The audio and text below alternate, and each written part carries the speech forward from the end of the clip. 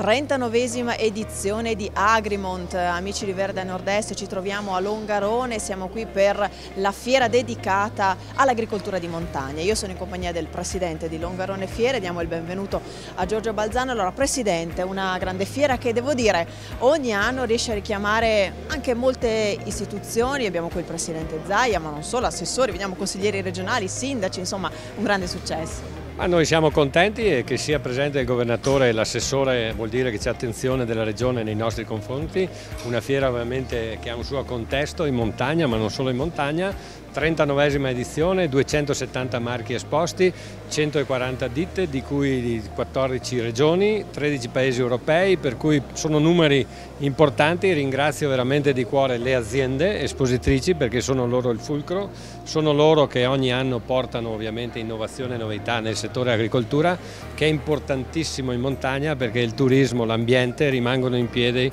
se gli agricoltori ovviamente fanno quello che fanno. Quindi questo è un messaggio che spetta alla politica evidentemente fare le azioni necessarie per mantenere nel territorio questi agricoltori che fanno molta fatica, perché qui fare l'agricoltura in montagna è diverso che in pianura, ma che portano un beneficio straordinario al nostro territorio. Ecco Presidente, noi vediamo come dire il prodotto finito, ma dietro a tutto questo c'è un grande lavoro che dura mesi? Dietro tutto questo ci sono 8-9 mesi di lavoro, ringrazio tutto lo staff di Longarone Fiere perché si va a trovare le ditte, a contattare le ditte, a definire gli accordi, a preparare la fiera, a fare gli allestimenti, c'è un lavoro a fare la promozione, la pubblicità, il marketing, quindi ringrazio di cuore tutto il Consiglio di amministrazione che sono straordinari perché anche con il mio infortunio mi hanno sostituito e sono meravigliosi, e ringrazio lo staff perché si impegna per portare a Longarone sempre fiere di qualità e mantenere alta la qualità, questo è fondamentale.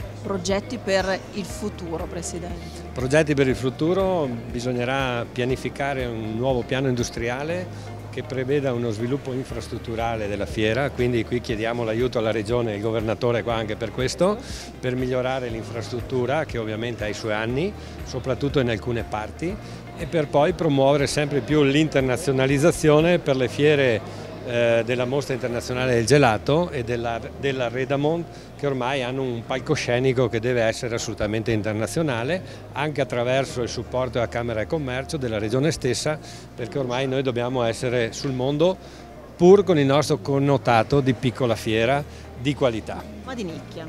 Ma di nicchia assolutamente sì, di qualità e di nicchia. Grazie al Presidente di Longarone Fiere.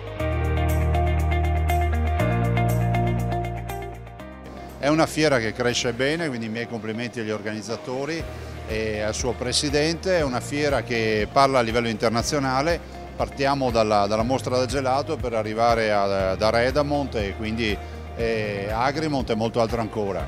Direi che questo è un punto di riferimento, se poi qui ci aggiungiamo anche le Olimpiadi, questa potrebbe essere la fiera delle Olimpiadi.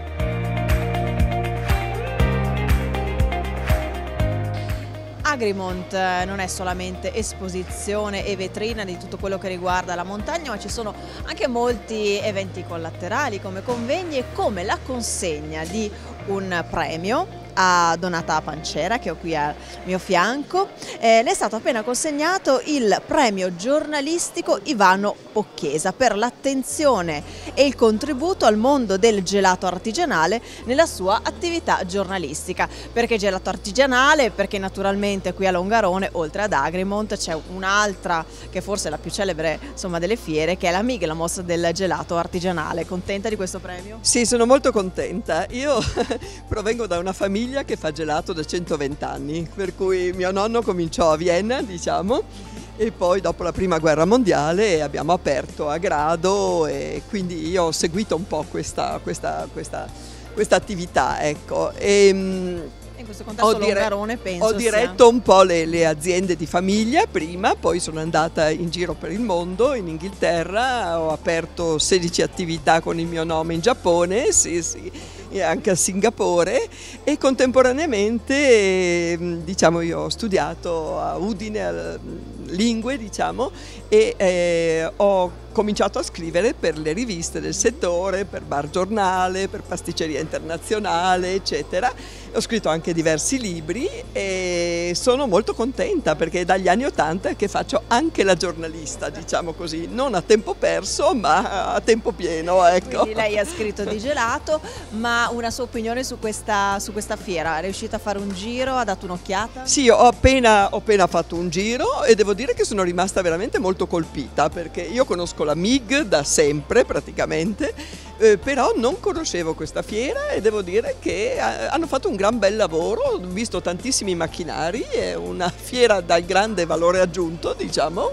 E complimenti a Longarone, sono molto contenta essendo anche originaria della Val di Zoldo, quindi particolarmente legata a questi particolarmente luoghi. legata al territorio. Grazie, certo. Donata Panciere, Grazie complimenti. molto. Grazie. Grazie.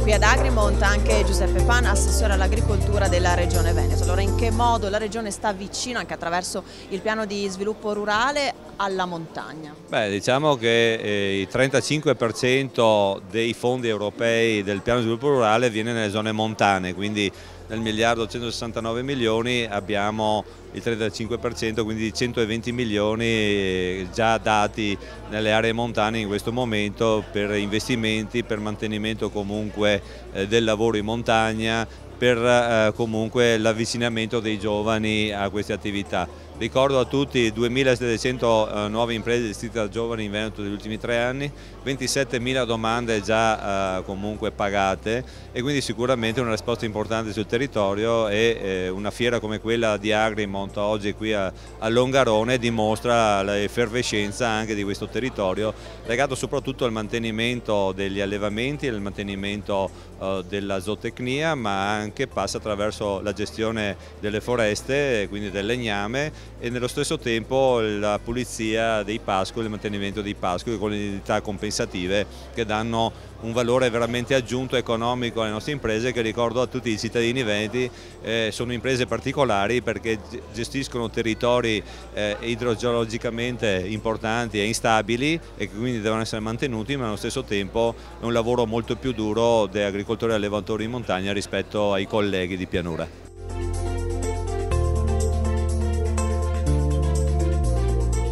Siamo insieme a Roberto Padrin, sindaco di Longarone. Allora, per questa fiera grande attenzione da parte anche del mondo della politica, insomma una centralità che rimane qui a Longarone. E questo penso che è un po' la nostra missione, quella di cercare di far diventare comunque Longarone Fiere un punto di riferimento per diversi settori, e oggi la presenza del Presidente della Regione Veneto è sicuramente una testimonianza importante per noi di vicinanza, soprattutto di attenzione a quella che è l'attività di Longarone Fiere, ma al mondo dell'agricoltura di montagna, che resta per il nostro territorio veramente qualcosa di focale, sul quale veramente dobbiamo cercare adesso di investire anche delle risorse.